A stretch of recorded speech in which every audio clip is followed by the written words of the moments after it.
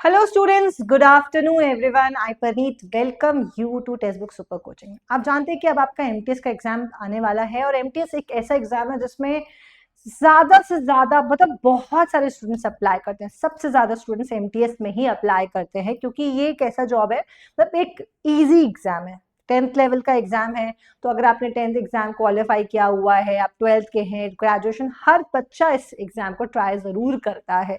तो ये one of the most sorted है ना, बहुत ज्यादा चाहने वाला एग्जाम है जो स्टूडेंट्स ट्राई करते हैं।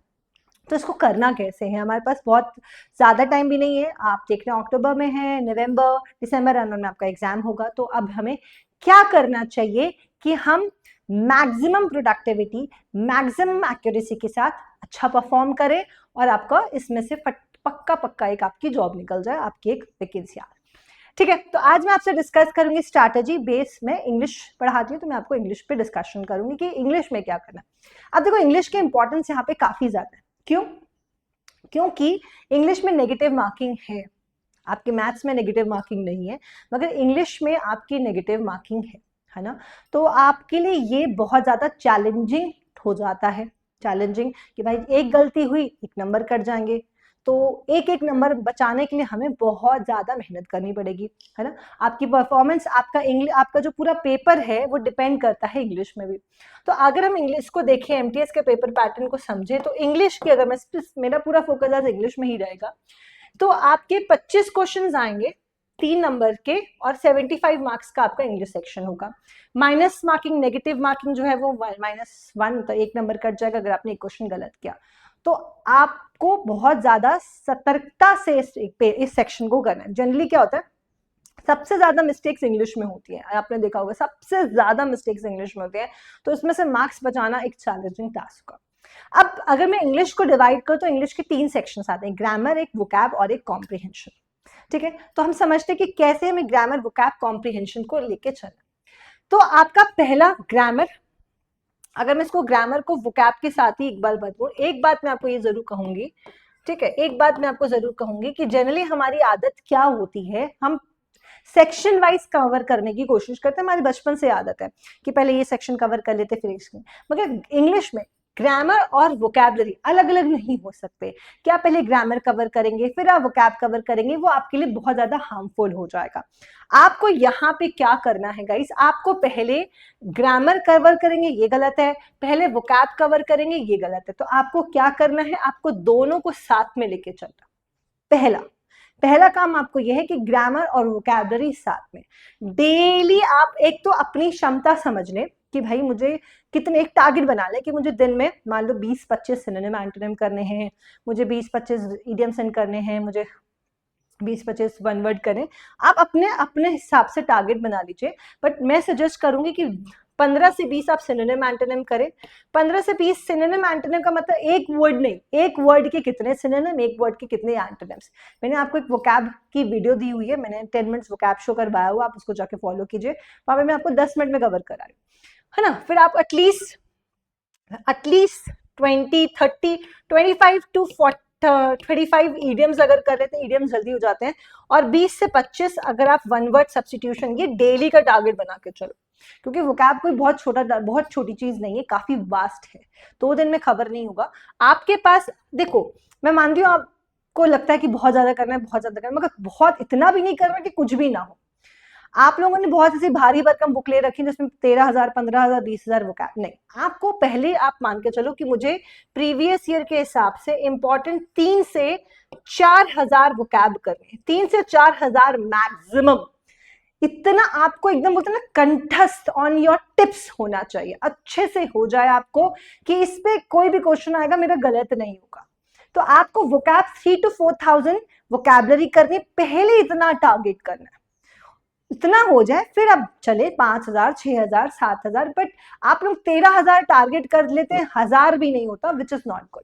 ठीक है, तो पहले आप वोकैब को साथ साथ कवर करें, टारगेट बनाए और एवरीडे वोकैबलरी करें। वोकैब आज करेंगे, 4 दिन करें, नहीं करेंगे नहीं होगा। प्लस वोकैब में रिविजन बहुत ज्यादा जरूरी है। आप वर्ड्स कम करो मगर रिविजन मल्टीपल टाइम्स करो। जितना मल्टीपल टाइम्स आप रिविजन, उन्हीं वर्ड्स को पढ़ोगे पढ़ोगे पढ़ोगे पढ़ोगे। मैं एक वोकैब डोज कहती हूँ। आप उसको क्या करें कि आपने 15 मिनट 1 घंटा करने की बजाय 15 मिनट वोकैबुलरी में पढ़ें, सिर्फ पढ़ें, और उसको दिन में 4 बार पढ़ें। आपने 60 मिनट्स लगाए, आपने 1 घंटा वोकैबुलरी को लगाया, आपने एक बार बैठ के नहीं पढ़ा, क्योंकि एक बार आप कितने भी एकदम शिद्दत से बैठ के पढ़ोगे, आप 4 घंटे बाद आधे वर्ड्स भूल जाओगे। सो बेटर क्या रहेगा, 15 मिनट को आप 1 घंटे को डिवाइड कर लो 15 मिनट्स में, और दिन में उसी वर्ड को 4 बार पढ़ लो। आपको याद रखने की कैपेसिटी, याद रखने की प्रोबेबिलिटी बहुत ज्यादा बढ़ जाएगी। ठीक है, that is known as vocab tools.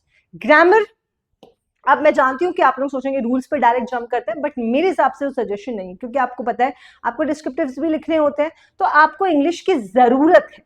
Rules से इंग्लिश सीखी नहीं जाती, निपटाई जाती है जितनी निपटाई जा सकती है।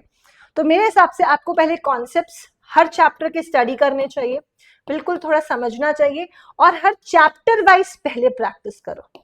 हम सीधा मॉक में जंप करते हैं, जो मैं सजेस्ट नहीं करती। ठीक है, आप चैप्टर वाइज कोशिश करो कि यार 150 से 200 क्वेश्चन मिनिमम, ये मिनिमम बोल रही हूँ मैं, ठीक है, मिनिमम हर चैप्टर के करो, नाउन के, प्रोनाउन के, एडजेक्टिव के, आपके चैप्टर वाइज प्रैक्टिस बहुत स्ट्रांग होनी चाहिए, तब मॉक में आपको क्वेश्चंस दिखने लगेंगे।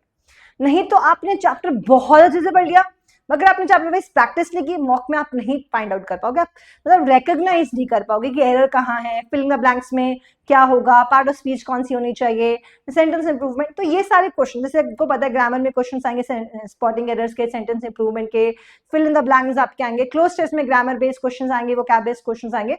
तो मेरे हिसाब से आप पहले चैप्टर वाइज करो। ये करने के बाद जब आप एक अच्छा खासा लेवल पे पहुंच जाओ, तो आपको मॉक्स जरूर स्टार्ट कर देने चाहिए। मॉक्स आपको बिल्कुल स्टार्ट करने चाहिए। जरूरी नहीं मैं बोलूंगी कि एकदम स्टार्टिंग में आप डेली करो, बट ऑल्टरनेट डेज में करो, 3 दिन में करो, मगर मॉक के साथ आपका कनेक्शन ना टूटे। मॉक्स आप थोड़ा करते रहो, आपको आपकी गलतियां दिखेंगी, और आपको टेंशन भी होगी कि मुझे ज्यादा पढ़ना है। स्टूडेंट्स एग्जाम के एंड में पागलों तरह मॉक करते हैं और टेंशन ले लेते हैं। आप अभी से थोड़ा स्टार्ट करो, तो उससे क्या होगा, आपको आइडिया लगता जाएगा कि यार कैसे पढ़ना था, किस टाइप के क्वेश्चन एग्जाम में आ रहे हैं, मैं कहाँ में मिस्टेक कर रहा हूँ। तो ग्रामर वोकैब आप लेके चलेंगे।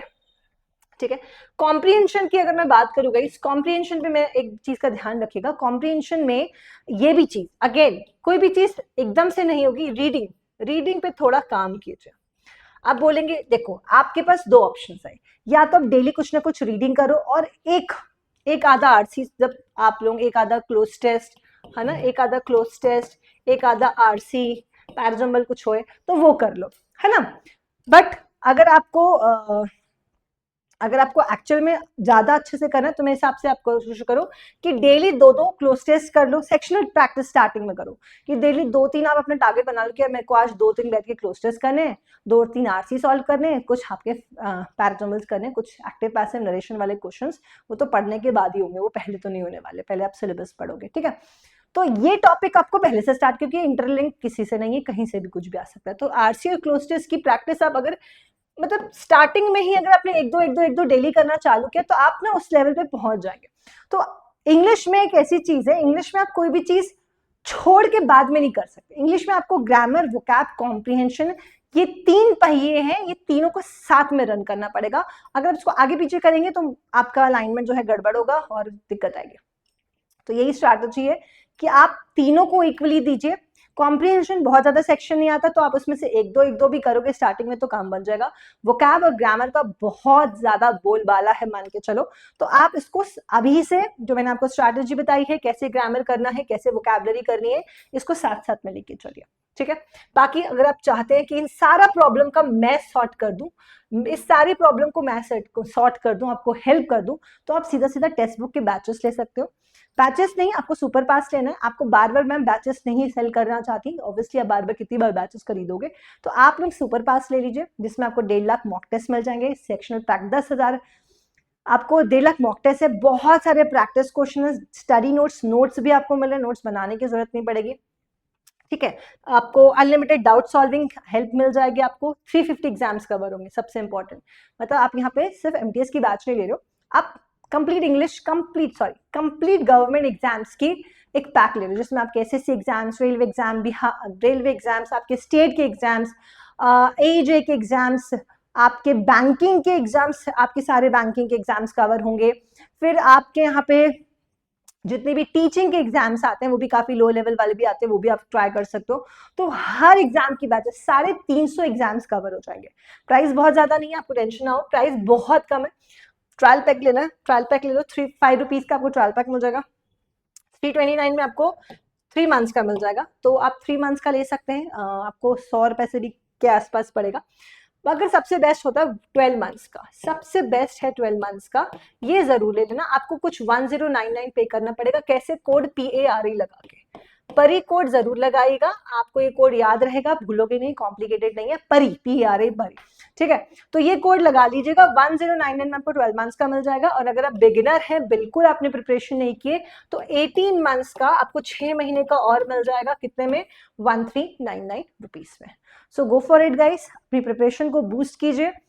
मैं आपको यहाँ पे सब जो मैं आपको स्ट्रैटेजी बता रही हूँ, चाहे आपकी प्रैक्टिस हो, चाहे सेक्शनल प्रैक्टिस हो, चाहे आपकी वोकैबुलरी हो, चाहे आपका ग्रामर हो, सब कुछ मैं कवर करवा दूंगी। बस आपको रेगुलर फॉलो करना है। तो आपका, अगर आप खुद करना चाहते हो तो वेल एंड गुड। अगर आप चाहते हो कि कोई किसी की गाइडेंस में सब चीजें टाइम टू टाइम कंटिन्यू हो, कवर होते जाएं और प्रैक्टिस भी अच्छा है, तो आप लोग इस बैच को ज्वाइन कर सकते हैं। बैच नहीं, आपको सुपर पास ज्वाइन करना है, जिसमें आपको सारे एग्जाम्स के बैचेस का एक्सेस मिल जाएगा।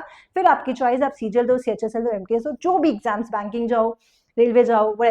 Okay, thank you so much. तो मिलेंगे हम अपने क्लासेस में। और अगर आपकी कोई इसके अलावा भी कोई डाउट, कंफ्यूजन रहेगी, तो आप कमेंट सेक्शन में मुझे बता दीजिएगा, मैं उसको एड्रेस कर दूंगी। Thank you so much, bye, take care.